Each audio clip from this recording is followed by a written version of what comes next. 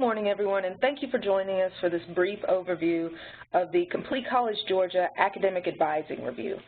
This presentation is being recorded and will be posted to the CCG website in the coming days, so be sure to look out for that. My name is Heather Collins, and I'm the Policy Analyst here at the System Office. Also on the webinar today is Jonathan Hull, Assistant Director of Policy and Partnership Development, also here at the System Office. To start, I want to go over how this issue came to our attention.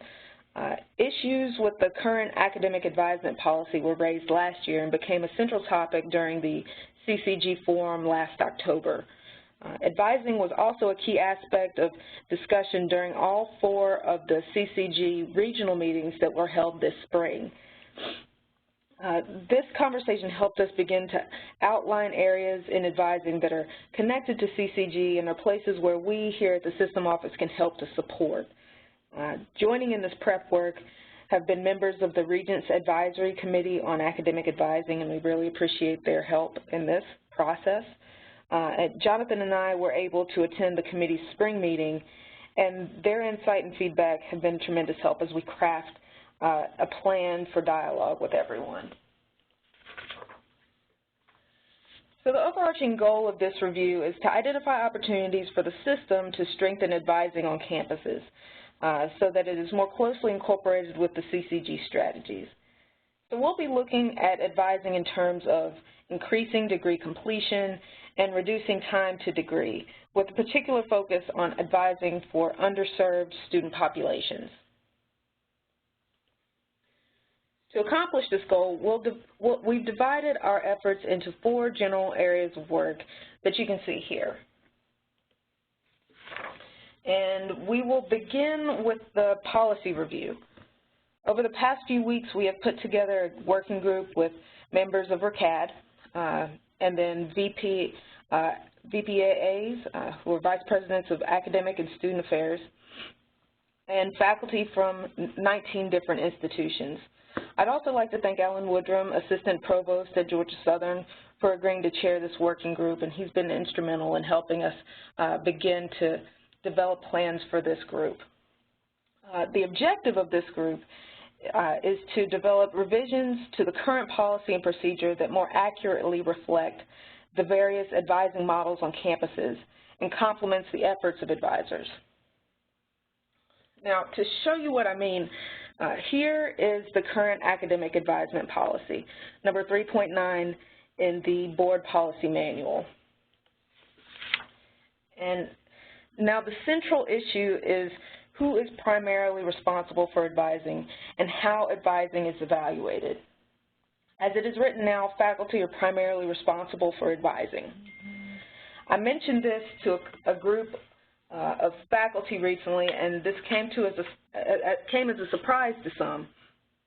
That response obviously was certainly understandable given the organization of advising systems on campuses and current trends in advising more broadly nationally. This policy was written a few decades ago, and while it may have supported advisors then, this work has evolved over time, and so we want to take this time to address some of those changes that have happened. So as you can see, the key focus of the policy review is on who advises. We'll also work to develop a broad definition of advising, who receives advising, and when advising takes place.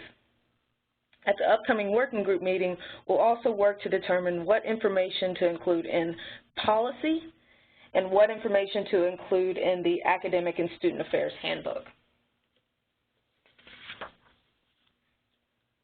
The next area of work is the practices review. As with the policy review, a working group has been put together that represents multiple departments and at 18 USG institutions. And Terry Carroll, the Director of Academic Advising at the University of North Georgia, is the chair of the practices review, and I want to thank her for her leadership as well. This review has 2 objectives. First, to undertake a needs assessment to begin outlining best practices and identify communities of practice to share and support each other. We're defining communities of practice as institutions with similar advising models. So as an example, institutions that only have faculty that are responsible for advising, or campuses that have some kind of combination of professional advisors as well as faculty advisors. We're trying to group those into smaller sets that are like and similar. We recognize many of these practices will vary dependent on how advising models are organized and resources available on campuses for advising. So that's kind of why we want to make sure that that's part of our consideration in this review.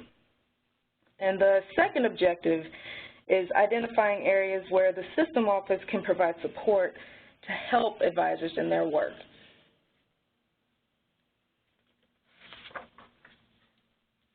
So the key focus of this part of the review is to link updated policy, data, and research with advising best practices. We want to start tying all of these together, and this is largely dependent on identifying strong advising examples throughout the system, because you all are the experts on this topic, and we want to leverage that knowledge base to spread across the system. We'll need to learn what skills, tools, and training are central to the role of advisors and how data is being used to inform and measure advising efforts. As you can see, this group has a big task, and you can tell, and we anticipate this review to take several months. And I'll go over the timeline of all this work in more detail shortly. So the next part of our review will be the analysis of technology. And to a great degree, this part of the work is dependent on the findings from the practices review. The objective of this review is to identify a suite of tools that support advising practices and outlining the training advisors need to effectively use these tools. Now, to be clear, this isn't focused on predictive analytics or an effort to introduce complete uniformity of software. That's not what this is about.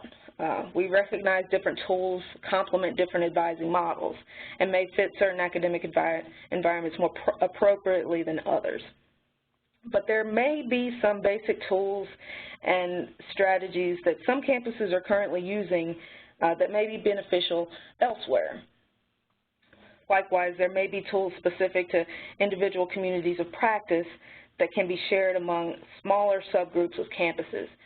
So that's what we're focused on.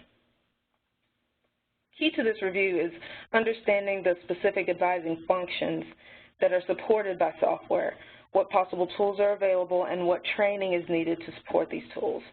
As I mentioned, this work requires some information that will come out of the practices review and will take some time to research and assess. So the final part of this review is resource development, and is where we plan to develop a library of resources and tools for advisors that are related to CCG strategies. Resources generated as part of this review would be located here. It would be located on the CCG website and would be related to the 3 areas that I previously mentioned. So that is how the review has been organized into these 4 sections. And here are some key dates of the review. The 2 working groups will be meeting next week on July 26th and July 28th. A meeting regarding technology has not been scheduled yet, but will tentatively take place sometime this fall. So be on the lookout for an email from me about that. And resources will be developed during this time as well, and we expect the policy proposal to be completed by December in time for review by the board next spring, so spring 2017. So that completes our presentation. If you have any questions about the review, please type them into the chat box and we'll work to answer them. And so I want to thank you for your time, and I look forward to working with all of you to, over the next several months, to complete this review of advising. So thank you.